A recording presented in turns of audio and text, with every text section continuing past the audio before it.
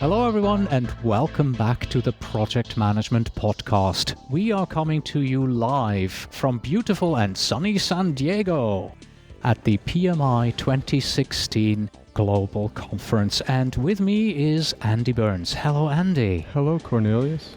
Good morning to you. So you are going to be speaking on the title of Dragon Scales, 50 Teams Scrumming, and we'll get to that in just a moment. When is the presentation going to be? It's going to be Tuesday at 3. Tuesday at 3. Mm-hmm. Any idea at how many people have signed up?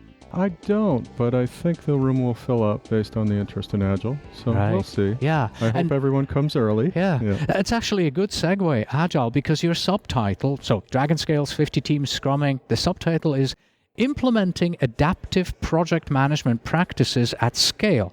Adaptive project management practices. Are we talking only Agile here? Are we talking more than that? Well, I like to contextualize Agile because it's become such a marketing term that it's got a lot of bad connotation that goes with it. And if we really look at the history of project management, we went from the 1970s where everything was very heavily plan-driven, and I think that calling that waterfall is actually a misnomer because it's really plan-driven. It's plan the plan, work the plan, execute the plan, stay on the plan.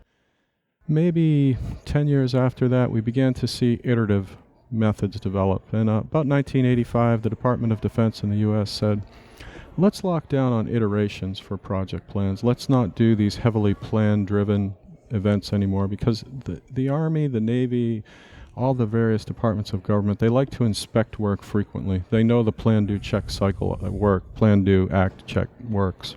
So they wanted to have these fast iterations, or what they called spirals. So that's what I see as sort of the second elevation of project management, at least in my lifetime. And the third is this adaptive wave. And the adaptive wave looks at project management and says, there are some things that we do that we can't know the answer until we show what we've created to our customers. And this perfectly represents product development and software, where I spend most of my time. And really, because it's such pure knowledge work, we need to go ahead and create something small, show it to our customers very quickly, and ask them what do they think of it. We need to adapt to their requirements, which are not very clear. They don't know their own requirements until they see what's possible, because it's all new. So this is the third elevation. It's adaptive project management. And I think the techniques are very different from plan-driven, or what we call waterfall. And I also think they're very different from iterative. So there's been sort of three elevations of project management, in my view, and adaptive is the third.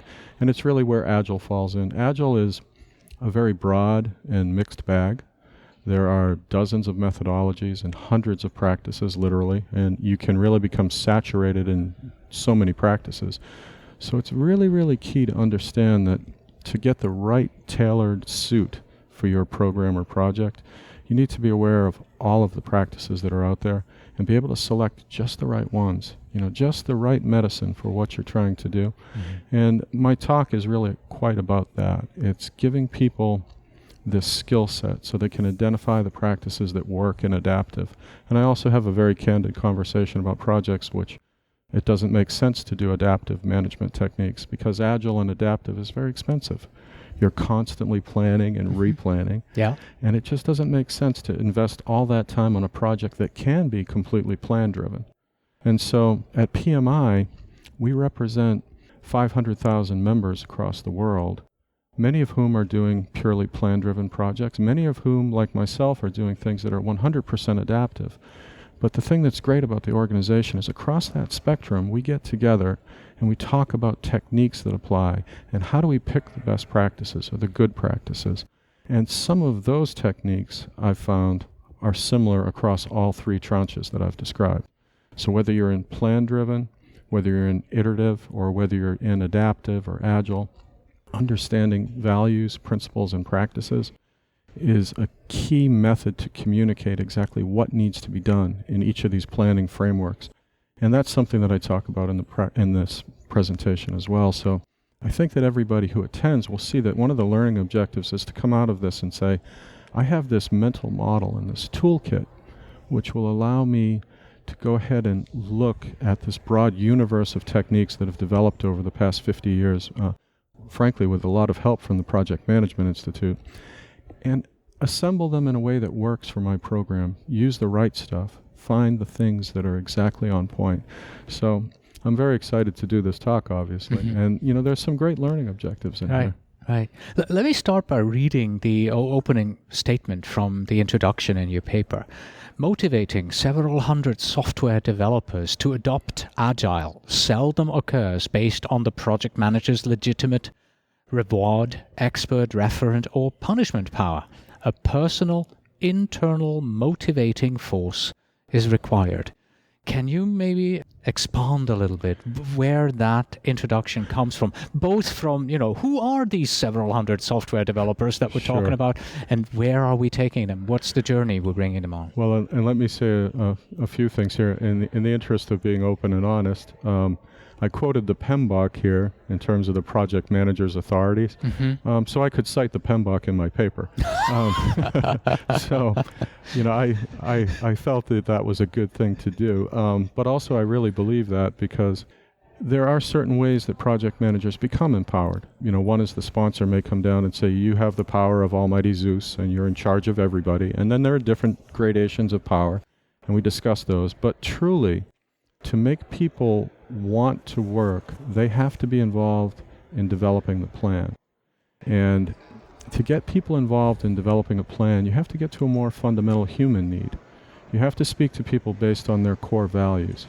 And all of us share many of the same needs. And I work, as you've noticed, in a very large portfolio, people in literally every continent and every time zone. And one thing that the project manager or program manager has to realize is that no matter where people are in the world, they all have the same needs. And we need to speak to that, and we need to speak to values before we start any other conversations. So a little bit more about my job and some of the background for this. First off, I'd like to make a mini safe harbor statement and say to anybody that's listening, I am not here at Congress or on this podcast to try to sell anyone software. In the interest of my employment, I will say I'm also not here trying to not sell any software. Software has nothing to do with it. I am here to talk about program management and how to run a good program. So Agile has done something really interesting and really, really valuable. They've set up this sort of system where you first start talking about values. And for example, we might talk about openness and respect. And these values help us think about, what is it that really energizes everybody on the team? And then we look at the principles of nature that are at play. And one of the most common principles of nature that's at play in any program or project is inspection and adaptation will always outperform uninspected systems. And it just goes straight to reason. If you have a project that runs for a year and you don't inspect anything till the end, you can expect problems. If you inspect every month, of course, you're going to do better. You find the problems much sooner, you can fix them and adapt. Yes. And you get opportunities. Now, one of the core values of most Agile frameworks is courage. Now, it takes courage to do these inspections because you're going to find mistakes. And mistakes are bad, yes? Mistakes are what gets us bad performance reviews. Mistakes are what makes our peers think we didn't know what we were doing. And it comes down to being a little bit open and honest about this and valuing these things as a corporation and as a team and as an individual and saying, well, of course I didn't know what I was doing. This is adaptive. We have no idea what product the customer really wants. They don't know what technology we have. We don't know exactly what their business case is. We're trying to marry these two things that are very discrete. So we're bringing them together and we're going to make mistakes, but we're going to make them fast.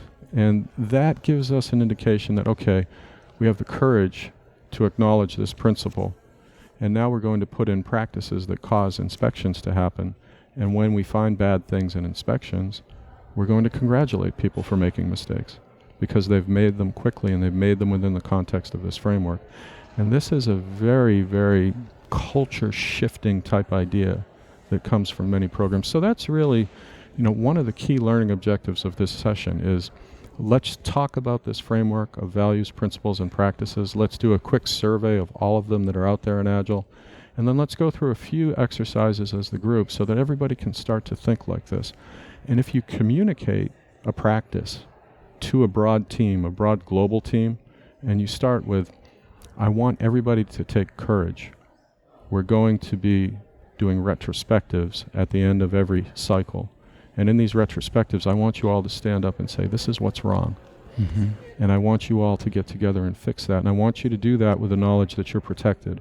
We're in a safe environment. We want to hear the mistakes. We want to hear what direction you're getting is wrong. And we want this elevated as quickly as possible. So you always begin the conversation with values, because practices can have different reputations in different time zones and countries and cultures. But values tend to stick, and they tend to be very core. So it's a really interesting tool set. And I think that everybody who attends the session on this will have an opportunity to really improve their career opportunities, because they'll be able to explain this. Have you seen the Afterburner keynote presentation this morning? You know, of my 15 years of being involved with PMI, one of the grandest things of any event that you go to is the phenomenal keynote speakers they bring in. And Afterburner is just, one more in a litany of great speakers. Absolutely. And what you have said is really echoing you're echoing in them and they echo in you, because what they said is the debrief at the end of their missions is one of the most important things they do. And one of the things they say is, it's not about who is right, it is about what is right. And that is definitely a value. That's a cultural change that you have to go through to be able to be open. And at the end of a project or at a phase or at the end of a month, sit down with your team and say, okay, folks, what went right, what went wrong, and how do we fix it and make it better in the next step going forward? And sometimes from the program office, we have to embrace our own courage, because the results of these retrospectives or these debriefs can come back and say, you've made a bad decision. And we have 50 teams that are scrumming. 35 of them may come back and say, this practice is incorrect. We're going in the wrong direction. Okay. And then from a leadership point of view, you have to have the internal courage to say, the data proves this out. We need to go in a new direction. We've made a mistake, and it's a safe environment, and we're going to change it. But better to do that after a month or 2 weeks or whatever your iteration or sprint is than to sweep it under the rug for 6 months. And their concept of the debrief is their practice, and I'd encourage anybody who looks into their program to think about that. The other thing that was impressive about their debrief is the concept of no rank. Exactly. In the military, I'm not the project manager, you're not the designer, you're not the engineer. We're all level. And it's so important, to have that environment where, it's what's right.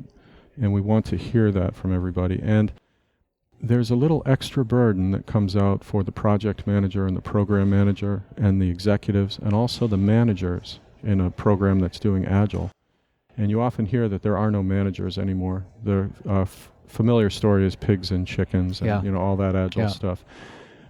Managers have a real role to protect teams and to make sure there is no rank. And that when the team says something's wrong, that they're supporting them and guiding them and helping them to understand and working through the process. So the Agile manager has a fundamental role, and it's something that's been overlooked at scale. There's been a lot of focus on team level Agile and what do we do, but there's a essential fundamental role for the line manager in Agile. The traditional line manager, your manager of DBAs or your manager of business analysis, those managers, it's true, we no longer want them to be scheduling tasks. We no longer want them to be planning the work because the teams are doing this. But we do want them to be enforcing the architectural boundaries of their teams. We want them to support their teams. So there are many, many roles that fit into this debrief process, but a great presentation by the Afterburner team. You mentioned a couple of times the amount of teams that are scrumming, and I heard the number 50. So is there actually a project that you're working on where you have 50 Scrum teams working all together to get I do, done. And so once again with my mini safe harbor statement. Absolutely, you're not here to sell us software. I have no interest in selling software. You are here to sell us software. Well, I don't want my employer to hear I'm on a podcast saying I'm not trying to sell software. I'm here to talk about program management and project management.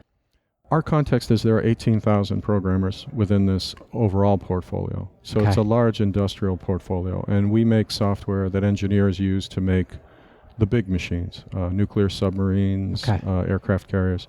So within that group, there are many different programs. Some of these programs are not in innovative stages. They're basically running towards end of life. Yeah. Other programs and portfolios within this larger context are in innovative phases. Mm-hmm. So one thing that my program is working on, which is about 300 people, is the evolution towards handheld devices, towards different design patterns that will work on any type of machine. So there's been a need to relook at our front ends and, create usability that will scale across iPads, different size phones, different devices, glasses, you name the device. And to do this, we've brought in a whole bunch of new technology. So that's the context of the overall portfolio. It's a large group. Some of the programs are agile. Some of them are plan-driven. Some of them are just in maintenance mode. Because it makes sense for that particular program. Because you talk, in your paper, you talk a lot about whether or not you have to first to determine, is this program operating in a domain of emergence? Mm-hmm. And I think that is what you mean when you... This domain of emergence is the adaptive domain, where you cannot know the answer up front. You know directionally where to go. Mm-hmm. And, in our case, we're building completely new interfaces to very complicated software platforms for engineers involved in aerospace and very heavy design, civil engineering, circuit board cutting. And these engineers have very specific needs, and no one's really imagined what some of these things look like on a tablet.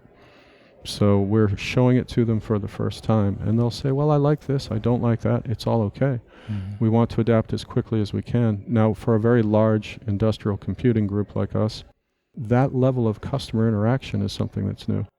That quick cycle, that plan, do, check, act, it's all fairly new to our customers, and we're bringing them into the fold and letting them see things that they've never seen before. They're looking behind the curtain at Mighty Oz and saying, this is how these releases get constructed and how do I engage? And so it's a very different world.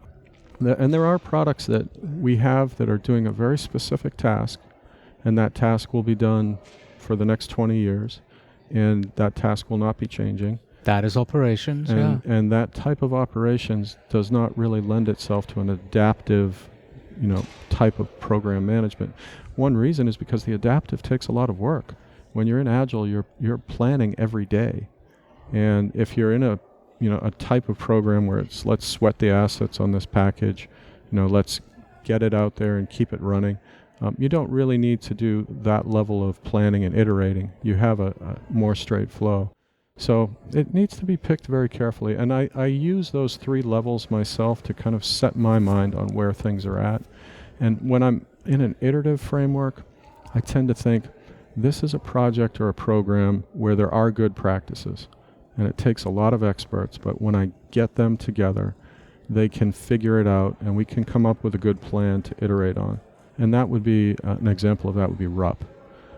But when you get into an environment where you can't even do that, because everything is so new, then you really need to have these adaptive agile techniques. Mm-hmm. And that's where, we layer them in. And at that level, there's a tremendous amount of discipline and work. There's a lot of overhead. Pretty much 10% of a team's time, not the manager, the team's time is adaptation. Is dedicated to planning. And your engineers can be quite intimidated by this, because the scariest moment in a software engineer's life is when a project manager comes up and says, how long will this take? Yeah. They have a visceral reaction. The hair stands up on the back of their neck. And they're like, oh my God. And then they multiply everything by 3. So you have to give them a safe environment and say, we're looking for your estimate here, your honest thoughts. We're not looking for a guarantee. We're not looking to buy a toaster.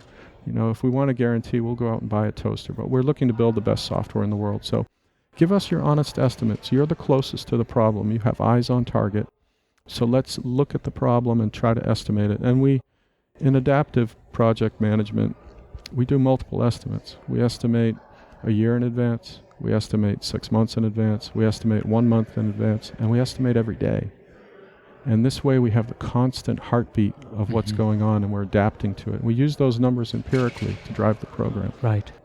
So you're working on developing new technology. So you are faced with technological problems over here. But this is the project management podcast. We're not really focusing on that technology. Sure. So let's turn our attention to your teams that are scrumming, that are using agile adaptive practices. If you had to choose one, which is your biggest problem that you have with 50 teams using agile practices, and what is your answer to this? How do you overcome it? Well, the biggest challenge is naturally with any group of people that big, it's a bell curve. There are some people that are very seasoned and experienced, and there are some people that are new. And naturally the skills will be widely varied across that. So from the PMO, you can't be tone deaf. You can't always be pointing to the people with the most competence. And we tend to do that naturally because they're the people that are easiest to work with. So there really has to be a division and a plan for how do we deal with people that are at the earliest stages. In Agile, they talk about a concept that I think they borrowed from either martial arts or Japanese no theater. And they call this concept shu-ha-ri. At the shu level, people need to have a plan to follow. They need a script. At the ha level, they're now ready to modify the script and begin to really adapt. And then at the re level, you're dealing with a very senior team, and that senior team is ready to actually write the script. So shu-ha-ri, level 1, 2, and 3. When I look at my teams in my portfolio of 50, I have probably 5 teams that are at that level 3, that re-level team. Very seasoned and talented Scrum Masters, very good teams at forecasting their work, extremely good at hearing the customer. And then I'll have 5 teams that are new. And that's just the nature of the portfolio because there are so many people and there's natural turnover. So you have to be ready to mentor these teams. And mentoring the teams is one of the key leverage points that I'll actually talk about in my presentation and say, you need to be ready to go out and talk to people just a half a step ahead of where they're at. It does no good to go to a level 1 SHU team and give them re-level instructions. You need to be ready to work with them. And then the PMO itself can't reach all 50. Mm-hmm. So this is where we talked a little bit earlier about the manager, the traditional manager, and how a lot of Agile teams have eschewed the role of that individual. There's a key role for that manager in helping to create this positive regard for Agile. And we look to educate those managers so that they can reach out to their 4 or 5 Scrum Masters or their 4 and 5 developers and reinforce some of the Agile techniques. So that's my biggest challenge, is there's a constant diversity. Another challenge that comes up quite frequently is cultural. And I typically work with a lot of contributors from across the world, but we have a large group in Pune, a large group in Texas, a large group in California, Israel, Europe. And each culture, I don't want to go into the territory of stereotypes, but we are quite different. And I'll start with Americans, just so I can bash my own species, I guess. America is a fairly young culture, only a few hundred years old. We're used to everybody being from somewhere else. We're used to everybody not knowing what's going on. And so in that communication framework, it's quite all right to ask very specific drilling questions constantly. But to an older culture, one that's been around for several thousand years, and I can think of India and China where we have several teams, there's a cultural expectation that you know what your role is, that you know what you're doing. There's a context. It's a very high context culture. And we look at the high context cultures and the low context cultures, and we have to create a positive regard across both to understand that there are different needs of communication that go back and forth. And so working with that has been, one of the most interesting things, but just having that conversation with leadership and managers on both sides of midnight has been very useful in getting people to understand, this is why we talk the way that we do. Mm-hmm. You have a big section in the paper where you talk about leverage, transition leverage, portfolio leverage, program, team process, and also team technical leverage. Mm-hmm. Can you expand a little bit on that? Well, sure. That first learning objective is how do we go through based on values, principles, and practices and pick practices. The second learning objective, which is about 50% of the presentation, is looking at specific practices that I'm currently using in my program that I think are working and that I see as the highest leverage point. And I use leverage very specifically because, I look at Archimedes and his fulcrum and say, give me a long enough lever, I'll move the earth. Well, literally, I have people all over the earth. Right. It's long enough, yeah. So I need a pretty big lever. So if we look at, just that first category, the transition itself, I see 3 leverage points there, and I look at them very closely. And first off is pace. Are we being intentional about the pace of our transformation to Agile? And I say transformation very specifically because Agile by its nature is never supposed to be done. And it's very important that at the program office level and at the senior level, everyone understands this isn't a destination. It's a journey, and it's a constant journey. So that pace issue is very important. And in the presentation, I'll talk to people about, let's think about pace.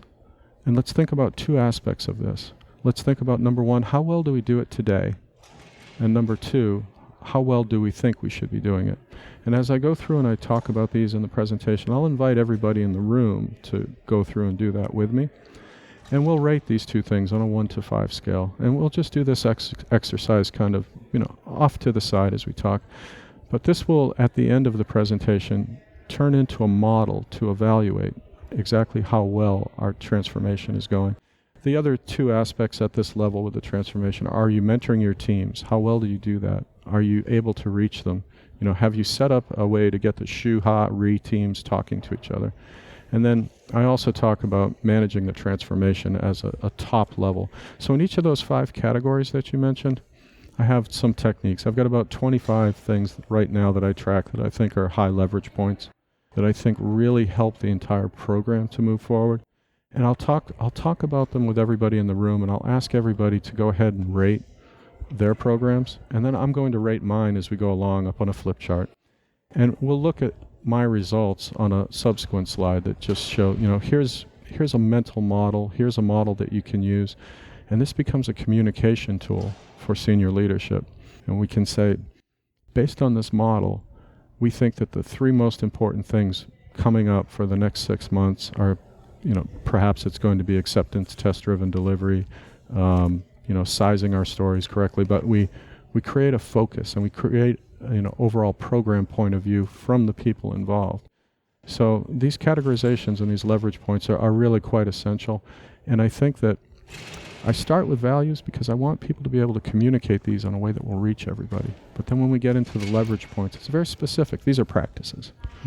When I originally read the title of your presentation, 50 Teams Scrumming, I expected that when we get together, we are going to talk about, this is how we manage these 50 teams, and we have a scrum of scrums, and then we have a scrum of scrum of scrum of scrum of scrum of scrums, right, in order to bring everything up and bring everything together. What I really enjoyed about our discussion right now is we haven't talked about that at all. Instead, we started with values, principles, practices. You took this to a completely new level. You told us about the difference between plan-driven, iterative, and adaptive planning. You took this into a completely different direction that I had thought we would be going. Well, and the real learning objective here isn't necessarily Agile. The real learning objective is to use these values, principles, and practices to run any kind of program.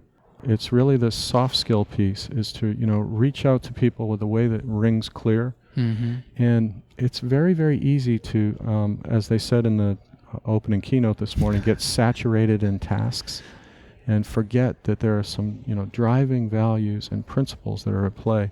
I, for one, am as happy running a plan-driven program as running an Agile one. And I see the techniques as all, highly meritorious and very similar.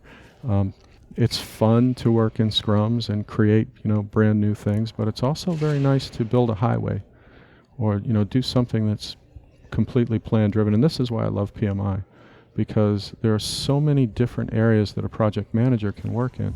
We can cut across many, many disciplines and fields. We have T-shaped skills.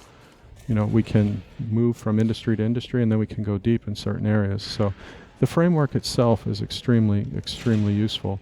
And I think that's the most important part. So as I talk about, these leverage points, I've actually left out about a dozen that are specific to software engineering in terms of continuous environment, continuous integration, continuous delivery.